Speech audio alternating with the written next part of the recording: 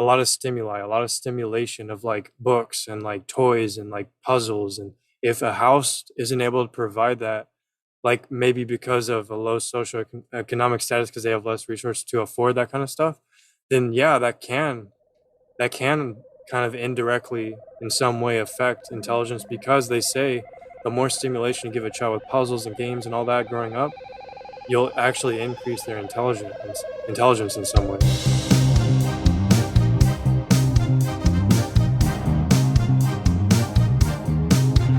Actually, Hello, everyone. Welcome to Out of the Box Podcast, where Steele and I, your hosts, get to talk about outside of the box ideas.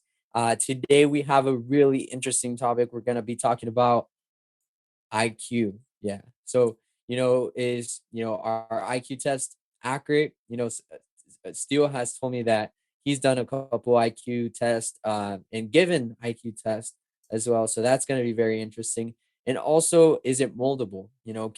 Is it fixed, or can we actually improve our IQ? And so, before we get started, I do want to give out an announcement. Next week, we'll be having a priest in one of our podcasts, and we're gonna ask him some questions. But we will also want to hear from you guys what y'all would like to ask a priest. And so, if you'd like to send in your questions, please leave them down below in the comment section. We'll be taking them down. That way, we can use them for the upcoming podcast. But without further ado, Steele, tell us a little bit about your experience giving out IQ tests, and have you ever taken an IQ test and found out your score? yeah, we were actually, well, I've taken an IQ test twice in my life. The first time I took an IQ test was when I was going into elementary school. It was I was going into a gifted and talented program, so the requirement to get into that school was you had to take an IQ test. I honestly can't remember how old I was. It was probably first or second grade, but basically, like, they said I did above and beyond, and they said the answers I gave were like the most creative, out of this world answers they'd ever seen, and like, but my mom never told me my IQ score because she didn't want me to get a big ego, and I'm glad she did, because I feel like as a child, if I would have known at such a young age, I don't know, like I feel like it would have messed with me mentally and maybe made me get a big head. And I think, like Plato says, or Socrates, like Socrates says, the wise man admits that he knows nothing. You know, Yep. he said it all the time. He said, "I know nothing," All that and I to know claim is that you know that I everything. know nothing. Yep. Yeah, and I don't want to be like that. You got to be humble, um, in your knowledge, because otherwise you'll make yourself a fool at some point in your life. You have to admit what you don't know. But anyways, You're getting always back a to it, teacher and a student. yeah, yeah, exactly. So took that IQ test, and like a counselor I saw at one point said that maybe it was probably average range between 130 and 140, and then I had to take it for a graduate program, and I think it was around that same kind of range, like 130, 140. The overall I can't remember. I just remember that it was higher. It was higher on like writing abilities, verbal, uh, comprehension, and stuff like that.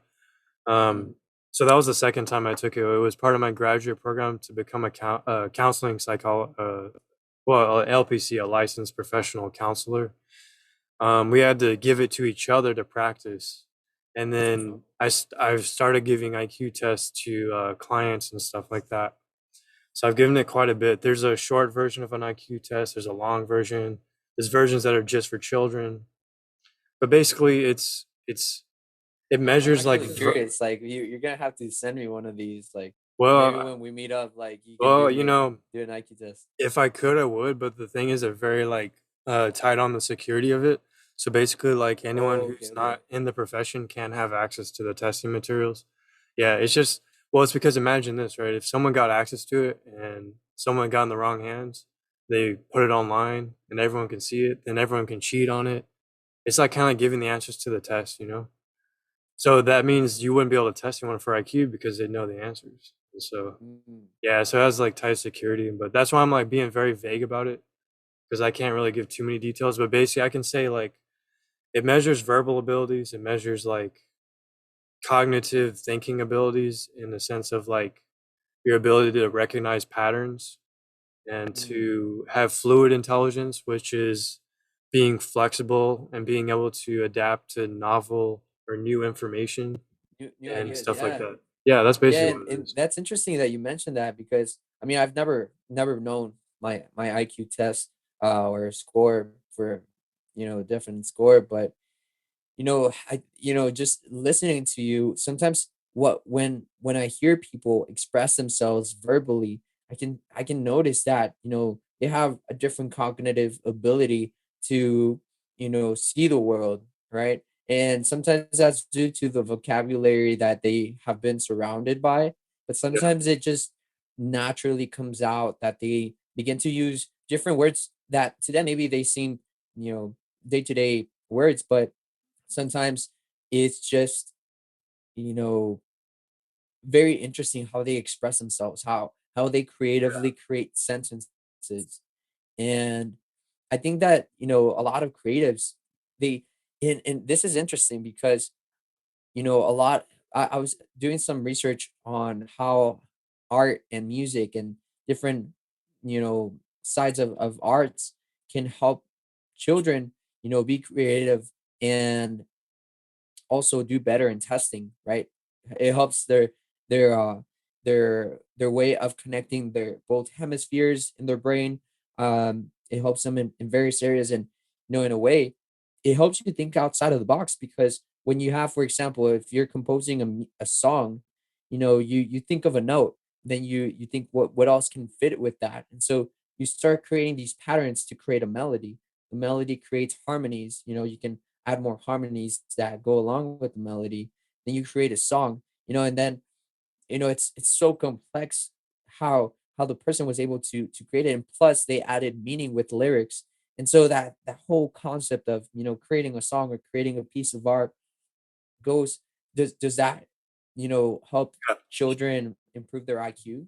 Well, that reminds me of fluid intelligence, what we were talking about earlier, because fluid intelligence, yeah, I'm gonna answer your question actually right after that. Fluid intelligence is like being able to do that, be creative, because if you have high creativity, chances are you probably have high fluid intelligence.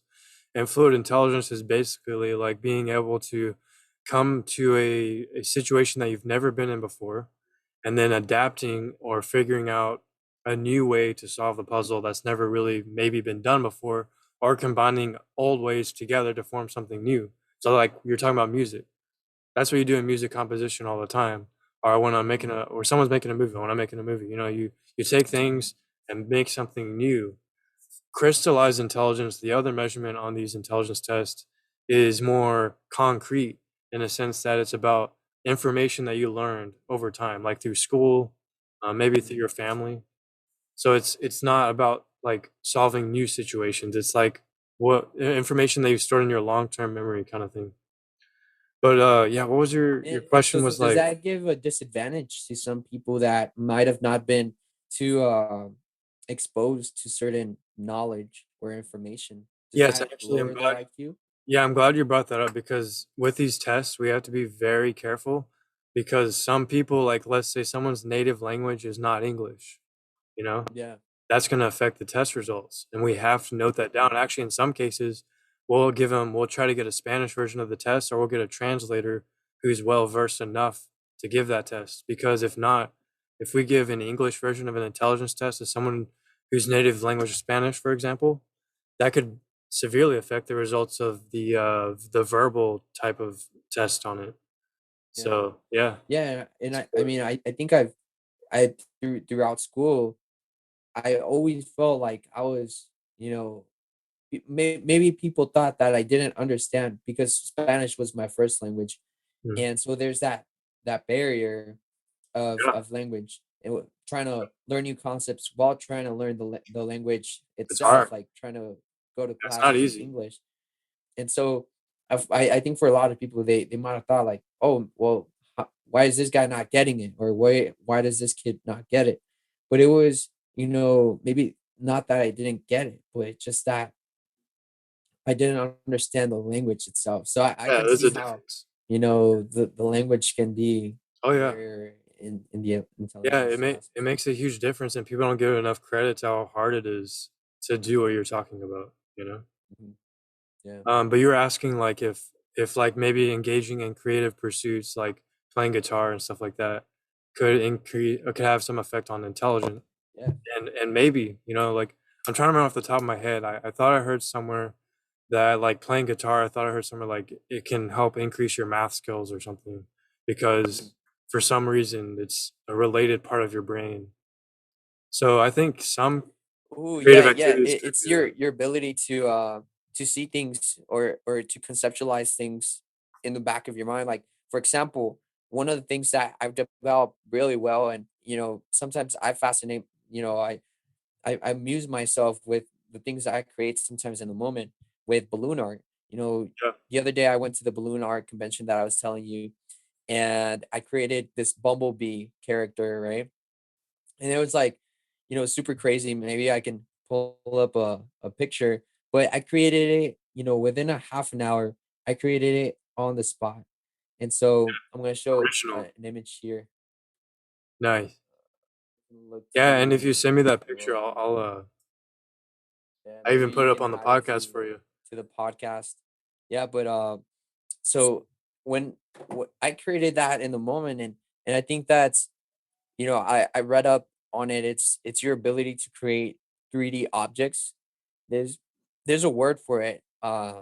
It's I can't remember at the top of my head what exactly that word is, but it's your ability to conceptualize things within your head and then see them come to fruition. Even though it's the first time, but like you said, I think there's some concrete stuff that you need to learn before you can flow your creativity. Yeah, And that's one of the things, like, it's like learning a software, music software.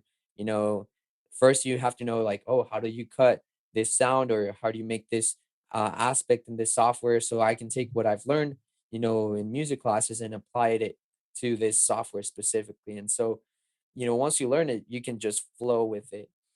And so yeah, I think exactly. that's, dang, that was pretty good. Yeah, so that that's the bumblebee. Yeah, so Nice. that took me half an hour, man.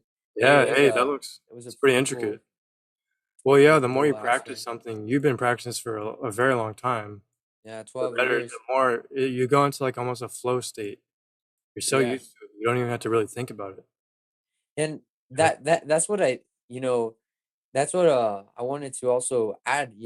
So is IQ does IQ ever represent some aspect of your economic, success? Does that, because I've met a right. lot of people that they've done well off, but they never went to school, or maybe they just didn't they weren't just, I guess, what other people might say smart, but in their way they were smart themselves, in how they were able to amass their success economically. you Yeah, know that's a really good question. I'm not entirely sure, but let's see what it says. It says, and this is a trusted website. This is a looks like a, research journal website because I look at those all the time. I recognize that. So it says several studies have found that socioeconomic status modifies the heritability of children's intelligence. Mm. Right. Well, actually, that reminds me. I've been reading this book, or I was reading this book before grad school got so crazy. How it's been for Wait, the but past month and a half, it, and it said that families that don't supply as much of a rich environment, and by rich environment, I don't mean money. I mean like a lot of stimuli, a lot of stimulation of like books and like toys and like puzzles, and if a house isn't able to provide that, like maybe because of a low socioeconomic status because they have less resources to afford that kind of stuff, then yeah, that can kind of indirectly in some way affect intelligence because they say the more stimulation you give a child with puzzles and games and all that growing up, you'll actually increase their intelligence in some way.